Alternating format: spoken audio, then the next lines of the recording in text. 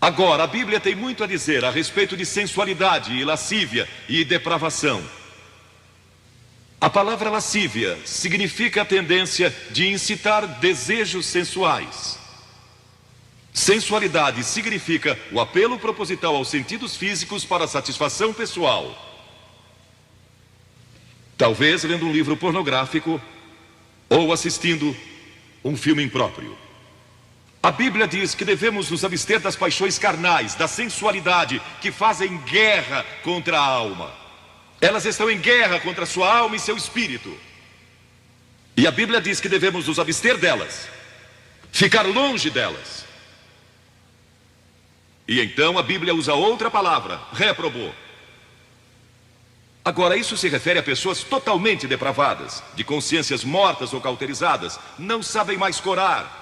Perderam a capacidade de discernir entre o bem e o mal. E em Romanos 1:28 lemos: e por haverem desprezado o conhecimento de Deus, o próprio Deus os entregou a uma disposição mental reprovável para praticarem coisas inconvenientes.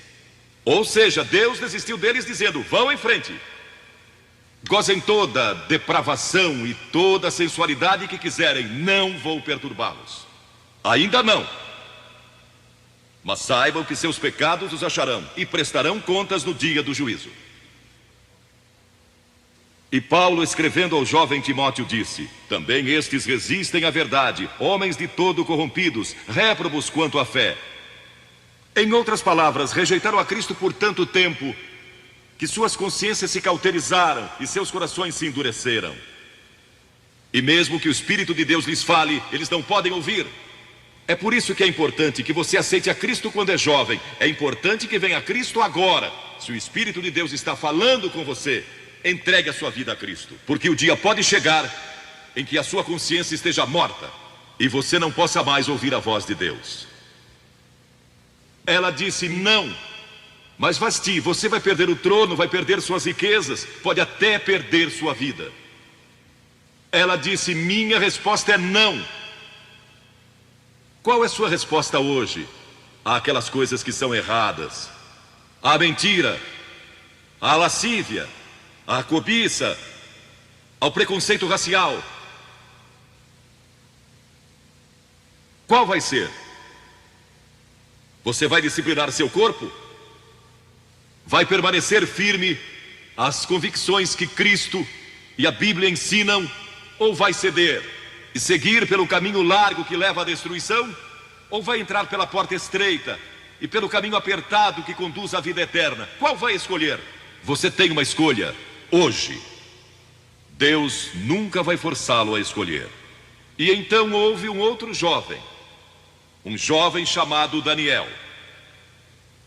E a Bíblia diz que Daniel resolveu em seu coração que não se contaminaria com as finas iguarias do rei, nem com o vinho que ele bebia. Agora, Daniel era um jovem que tinha um propósito. Ele havia sido capturado em Jerusalém. Quando o exército de Nabucodonosor invadiu a cidade, ele foi capturado e levado através de milhares e milhares de quilômetros à Babilônia, a quase 3.000 quilômetros de sua própria terra, sem aviões nem automóveis. Eram semanas de viagem. Mas ele estava resolvido a servir a Deus e não devia ter mais de 12 ou 15 anos de idade. E Nabucodonosor, o grande rei, levara cativos de Jerusalém para a Babilônia e ordenou que aqueles jovens, em quem não havia defeito, de boa aparência, instruídos em toda a sabedoria, fossem ensinados em sua corte, para que ele pudesse usá-los. Ele queria usar aqueles jovens judeus porque sabia que eles tinham um dom especial. E durante o período de treinamento, mandou que lhes dessem os melhores vinhos e as mais finas iguarias e todos os confortos disponíveis na corte de Nabucodonosor. Mas Daniel disse: não. Não quero o vinho do rei e não quero as iguarias do rei. Quero dormir no chão, não numa cama de penas. Quero viver uma vida simples e também disciplinada. Que diferença dos que mal podem esperar pelo dia em que possam sair de casa e se divertir. Mas não Daniel.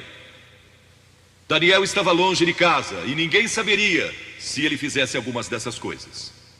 Ninguém saberia se ele tivesse uma namorada e dormisse com ela. ou se embebedasse com o melhor vinho do rei.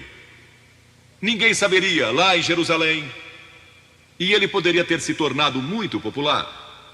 Mas esse primeiro não, quando jovem, preparou para o grande não, quando era primeiro-ministro da Babilônia. E foi lançado na cova dos leões, porque não abandonou sua fé em Deus. Nós nos contaminamos ao comer demais, ou ao nos embebedarmos, ou ao tomar drogas, ou gastando tempo demais assistindo televisão, ou indo aos cinemas.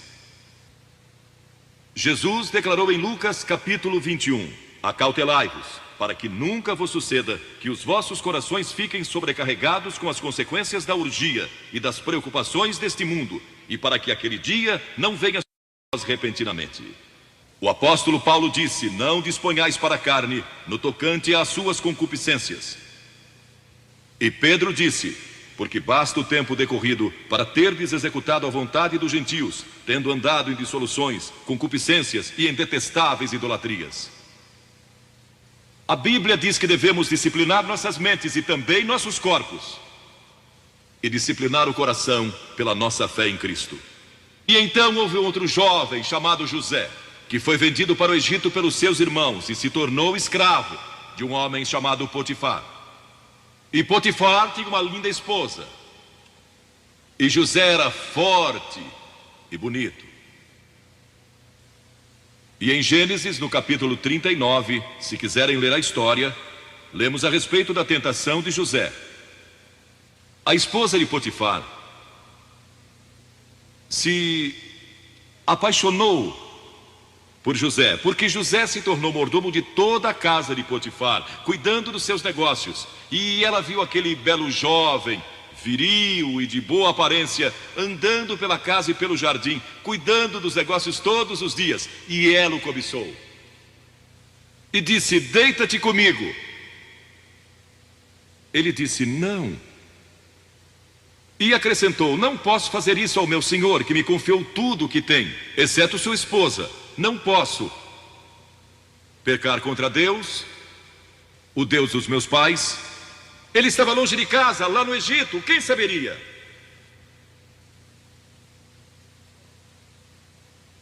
Mas disse não. E quando disse não, na última vez, ela o agarrou e ele fugiu dela, deixando sua capa. E ela começou a gritar, chamando os servos e dizendo: ele tentou me violentar. O que não era verdade. Mas Potifar acreditou e mandou que ele fosse lançado na prisão. E muitos de vocês sabem a história, que ele foi para a prisão, e através de uma série de circunstâncias, ele depois se tornou primeiro-ministro de todo o Egito, e governou o Egito sob o faraó. Deus o guardou e o promoveu, porque José teve a coragem de dizer não quando foi tentado. Agora, sexo não é pecado. O sexo nos foi dado por Deus para a propagação da raça humana e para nosso prazer, dentro de certos limites que Deus estabeleceu para o matrimônio. As características de um cristão são autocontrole e autodisciplina. E Paulo, escrevendo a Timóteo, disse: conserva-te a ti mesmo puro. Mas como você pode se conservar puro num mundo como este? Como pode se manter puro olhando para as bancas de jornais ou assistindo a alguns filmes? Como pode se manter puro com as tentações que enfrenta todo dia? Não pode, de modo algum, exceto se Cristo está em seu coração. Ele lhe dará força e o poder, porque nenhuma tentação lhe sobrevirá que Cristo não lhe ofereça o meio de escape. Entregue sua vida a Cristo hoje, deixe que Ele controle a sua vida, deixe Ele ser Senhor de sua vida, deixe que Ele controle essa área de sua vida, sua mente, seu corpo e sua vida sexual. Oi, eu sou Janderson Maxson e espero que você tenha gostado do vídeo. Eu sei que é uma mensagem curta, mas que Jesus Cristo Ele toque na sua vida. Se inscreva no canal, curte aí e vai ter mais vídeos em nome de Jesus Cristo. Amém.